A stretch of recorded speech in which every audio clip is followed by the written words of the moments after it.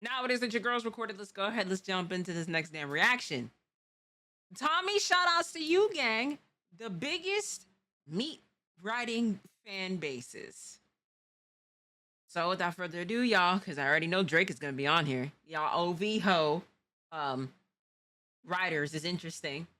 Let's get into this next video, y'all. Let's do it.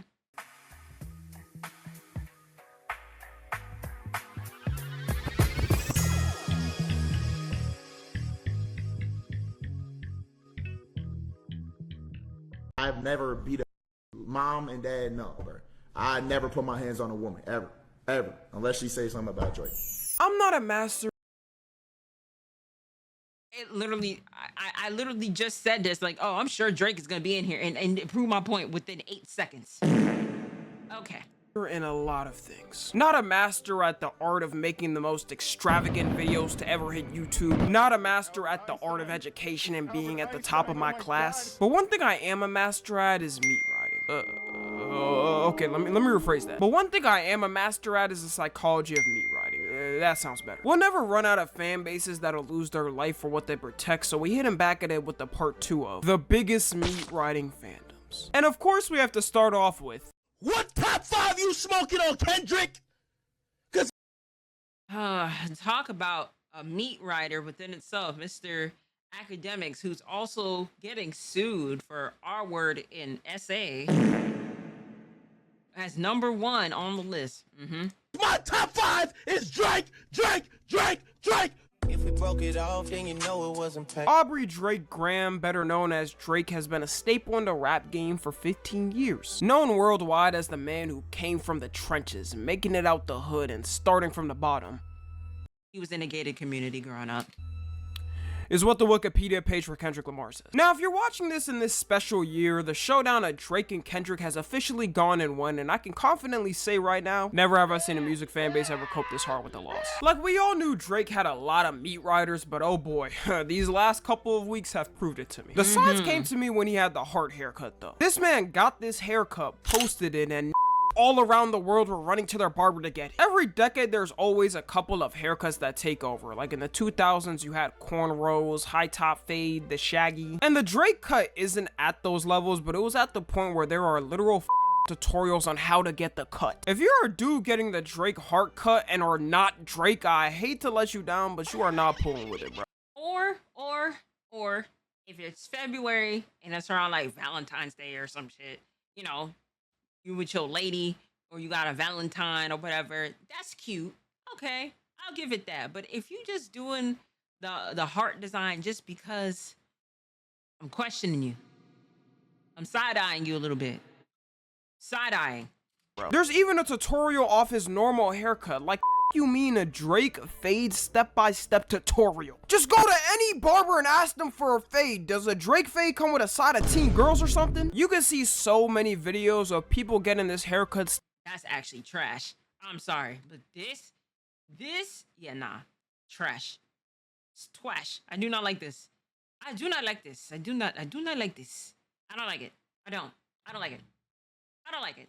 I don't like it. Still to this day. The worst part about this cut is one mistake and your heart goes from looking perfect to looking like the barber was digging in his nose while cutting your hair. And I don't know how many ladies are into this cut. I feel like you'll either be seen as a D-rider or cringy or an F-boy. But who knows, maybe I just need to try it out and see the pullout good. Not to brag, but I've been told my aura is off the charts already. People make a clear path for me on the street when I walk, but I keep it humble. Every single time Drake gets criticized, it seems like Drake fans always have an excuse for it. Like when it first got exposed, he was hiding in the sun, you had Drake fans going, Well, I mean, he was gonna show everyone eventually, you just had to wait. But they know damn well if any other rapper was hiding their kid, they would be clowning. You acting like he's preparing to tell the world about a hidden project he's been working on for years. It's a kid, bro. And he even denied he had a kid at first. Just wait till little Adonis grows up and realizes his existence.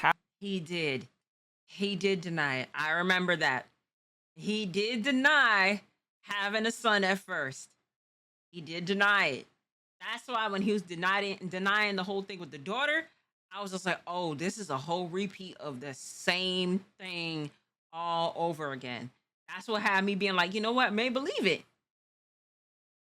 Peg, don't No. happened because of premature bust. We're gonna hear the hardest diss of 2036 when that happens. He might join Kendrick on it. Or when people bring up the ghostwriter thing, Drake fans be going, Well, everyone does it anyway, so what's the problem if he does? it's not even embarrassing to admit you had help writing a song. Everyone needs Right. inspiration from somewhere. So many music artists have all the writers listed because they want the people to get proper credit. And if we want to especially talk about coping, the Drake EDP allegations have proven it. If it was any other rapper and they were accused of texting a 13-year-old girl I miss you and taking them out to dinner, they would be trashed out immediately. Their label would drop them, the rapper friends would stop talking to them, everybody would just forget about it. But because of the fact it's Drake, oh no. Drake wouldn't do anything like that. I mean, he's not doing anything crazy with these girls. Okay.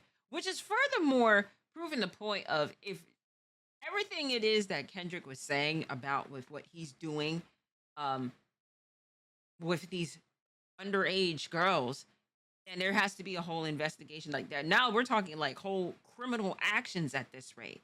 That needs to be taken care of. If that actually is true, then I'm sorry for y'all people it is who love Drake so much, but he gonna have to go. Because it's Drakey Snakey. I mean, it's fine. Maybe he's just coaching her on life and whatnot. The biggest face of Drake Glazers by far is DJ Academics. This man is basically his PR team. I know Drake realizes he struck gold when he met DJ Academics and connected with him. But even now, he's saying Drake lost, so maybe we're in the official endgame for Drake after all. Who am I kidding, bruh? If he drops a good album, we all gonna forget. Next, we got his Ronaldo and Messi Glazers. I feel like a lot of Americans or people who don't watch soccer genuinely don't understand how insane the glazing gets. Yep. First off, in every professional game stadium, fans start throwing hands at each other as soon as they see the other team's fans. It's common in so many games where just out of nowhere, some fans start fighting. And we definitely have the same thing in America for sure, instead of fists, we use guns. But it doesn't even come close to how much it happens in soccer stadiums. I'm talking about the police force has to be called in to stop the chaos. But the number one Glazers, of course, are gonna be Ronaldo and Messi fans because they're the biggest worldwide. First, if you simply search Ronaldo fan tattoo or Messi fan tattoo, you'll be surprised to find out there's grown-ass men with kids getting full back tattoos of them, forehead tattoos of them, and thigh tattoos. There's no world. Oh, what in the parasocial? What in the parasocial is going on? That is, that's very parasocial. Oh wow. Where I'm ever getting a full back tattoo of another man. If that happens, y'all, then I sadly probably switch sides. Sorry, ladies. There's this Messi fan who literally had him sign his back. He went right to a tattoo store and had them tattoo it on him forever. You would have thought Jesus Christ himself came down and signed his back. People keep tabs on both of them like they're physically living in their body. Like if you go to Messi's wife's Instagram, you got people in there trying to check up on him virtually. Did Messi sleep his 8 hours? How's Messi? How's my Messi? Did he take a bath yet? This is a text the mother sends to their 8-year-old son or daughter. This man does not know y'all. You know the glazing is at space level heights when you can make a whole career off it. Like I don't even know a version of Speed anymore who is not glazing Ronaldo. This man has him tattooed on his arm, and the tattoo at best is questionable. This man is worth multi-millions at 19 and hired a Temu tattoo artist. Who the fuck is this tattoo artist? I know way better tattoo artists than that. I know some niggas in jail could be able to make a better tattoo than that. What was that? Oh my god! And you put that tattoo, boy. If you don't take your ass to a real tattoo artist and get that redone, I'll be sending a lawsuit immediately to who did it. Then for his very first car, he decides to go all out and buy a Ferrari with Ronaldo sticker plastered right on the front hood. There's a lot of things that can ruin a supercar, like dents, scratches, even the occasional car crash. But this has to be the number one way to do it off the jump. And when he met Ronaldo, this is the face of a man you would have thought just seen heaven's light. Like, it's gotta be uncomfortable for both of them to imagine there's people out there that look at them like religious gods. The craziest I've seen is when Messi won the World Cup and the whole country of Argentina came to the capital to celebrate. I don't see a single vacant space available. Apparently over 5 million people were there to celebrate. Do you know how hard it is to get 5 million kids who should be in school and adults who have to work for a living for a whole day to celebrate? And you know for a fact, people who aren't even from Argentina showed up because they love him that much. I could never see this happening in America because we're never even on any issue, and frankly, if it did happen, it would be Hey, listen, I've seen plenty of people that traveled to Beyonce's Renaissance tour to different countries. I mean, different cities traveled to see her. There's people it is who probably went to every single Renaissance tour that she had.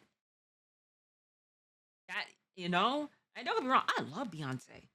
I was supposed to go to the one in DC, but I ended up getting COVID, so I didn't go. But you know, I'll see Beyonce, I'll see Megan Thee Stallion, but am I going to every single one? No. Well, shit. target practice for some people out there. Be shot up instantly. We can barely even do peaceful protests. Next we got is Justin Bieber, specifically Justin in the early and mid 2010s. Justin Bieber had a grasp on the whole population of women in the world, young or old. Grannies back then was even trying to get some JB. It's weird that no one really questioned the grown-ass women obsessed with a teenage boy for some reason. I was in elementary school when he started to blow up, and he was low-key my competition already. Girls would be talking about how dreamy he is and how cool his shaggy hair was. Meanwhile, I was a snotty, crusty African kid with a buzz cut my parents forced me to get. I stood no chance. I was really trying to be white back then and get me some shaggy hair. This brings back memories. This hairstyle, man. This hairstyle. I know quite a few guys who had the perm slick, you know what I'm saying? I kind of had something like this too with the bang, you know what I'm saying? With the short bob. I had something like this. Now, I didn't go as far with spikes. With the spike, you know, like necklace or bracelet or something like that. I didn't do that. Did I do the eyeliner? I had an emo phase. Yes, I did. I had a little emo phase. Absolutely. I gotta find that picture, but yes, I did have a little emo phase in my senior year, especially when I started like wearing makeup and stuff. Because I think I was like 17 when I started wearing makeup for real, like daily, you know. But everybody has a little emo phase.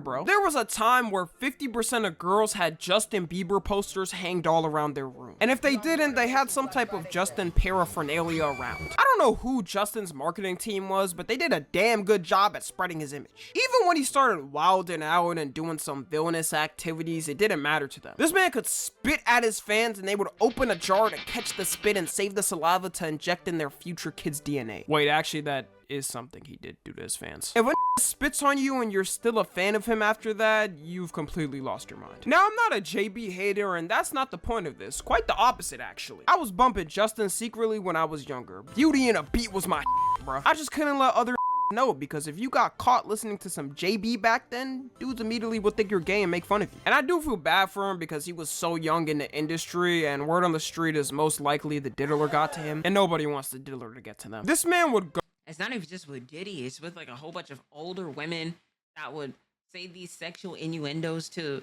a minor. You know, we've watched the whole reaction that talked about grown women saying inappropriate things to Justin, doing inappropriate things at such a young age. All of those things. All of those things. So it's not just Diddy. It was a whole bunch of other people. So we gotta go ahead and carry that smoke to everybody else that is who is known for being on that shit. You know what I mean? Not just Diddy. Go to hotels, come out and had the entire street flooded with fans waiting. This is the shit MJ was doing, bro. I don't know a lot of artists right now that even pull crowds like this. And before y'all say, how dare you for me to even compare MJ definitely won't be top. Don't get it twisted. But I feel like if Justin kept the same momentum of fame forever, then he would definitely be up there. He had these girls passing out at the sight of him, crying as soon as he started singing Baby at the concert. If I was a dad, I definitely was not letting my daughter into a Justin Bieber concert. They even be camping outside of his house just to get a picture with him. This is the type of where you immediately should look at and be glad you're not a celebrity. You really wake up every day with zero privacy to do anything. Next we got is Trump. Now before the MAGA, Ford truck driving, Bud Light drinking, tobacco chewing riders come to call me a woke snowflake or something, I don't like either parties. Y'all are both cringe as to me. Vote for who you want to, I really don't care. But out of all presidents that have ever existed, I've never seen a pull like Trump has on people. I feel like being a Trump supporter isn't even about politics anymore. It's like a lifestyle people will flex on other people like a rapper flexing jewelry. You gotta have the MAGA flag up in your room. You gotta be walking around with the mugshot t-shirt. Okay, I'm not gonna lie, this does go hard. You gotta put a MAGA sticker on the back of your car. Maybe it's because he was a big figure in pop culture already before, but not even Obama had this. Like a lot of Trump supporters. He was always racist, gang. He was always racist. I think within that Trump Tower it is that he had in New York City, it's known documents of him refusing black residents or black people to getting into those hotel rooms within, you know, those towers. There used to be a Trump Tower out here in DC, but that shit got buried. Like during the whole George Floyd protest, that thing got barricaded up and it just got abandoned after a while. Now the name has changed and everything. They done took all the signs, all that stuff. So, and even a building still is there to this day, but it's still getting vandalized. Still to this day. Can't even name why they like his politics. You ask them and they'll go, well, I mean, Joe Biden, freedom, MAGA 2024. And to be fair, that's most people who are voting in. Preferably, I don't like neither or, but that's one thing. It is you know, I don't like either or party at this rate. You know, how about is we just take a break from having a president? How about that? Why don't we just take a break? You know what I mean? We've had these presidents back to back to back. You know what I mean? Why don't we just all just take a nice little break as a unit, as like a whole United States? You know what I'm saying? There's a lot of shit going on. You know what I'm saying? Maybe we just need a timeout. We need a cooler. You know what I'm saying? You know? What about that one black lady who was homeless and Trump let her stay there for free? Just because it is a you pander to some black folks doesn't mean it is, you know? The wholehearted racism doesn't go away. That man is overtly open about with his racism. He was the main person it is that was making that come back during his presidency. He would talk about it so openly.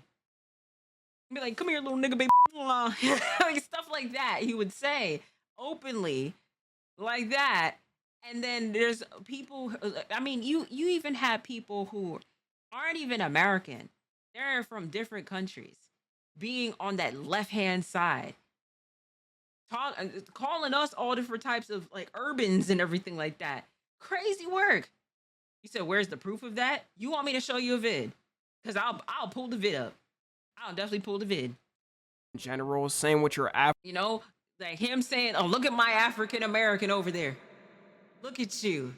Are you the greatest?" Why would you say that openly? What's up, Blue? This is the same guy who wanted the Central Park 5 executed when they were innocent. That average Biden fan. But if you're gonna deride someone so hard, you gotta come at me with an essay of facts on why you support them. And some deriders can't accept the fact that Trump is a person who makes mistakes. They'll describe the Trump presidency time as heaven, a utopia you have to visit before you die, saying no one was ever arguing and everyone was mostly on good terms. I'm gonna tell you, the moment it is that man was a inauguration and everything like that, there was barely people there. Normally out here, the traffic will be bad and everything like that. Boy, they was just having a regular ass fucking day when he got the inauguration happened. It was a regular day. It was a regular day. That's it. I don't know what time they were living in, but never have the people in the United States ever been on good terms. People since the internet was invented have been arguing about political issues. Gay son or thought daughter? Oh, brother.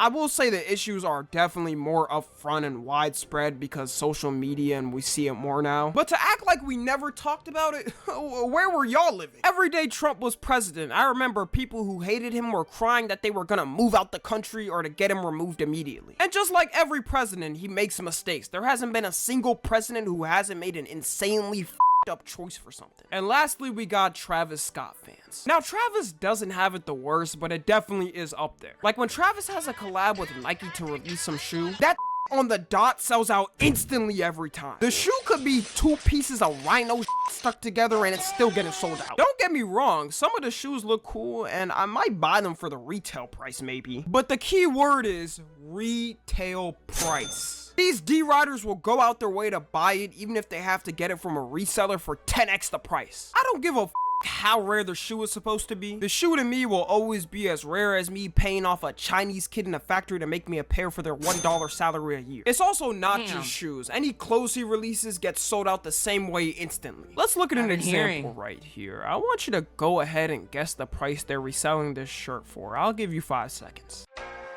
Okay, I lied. I'm not giving you 10,000.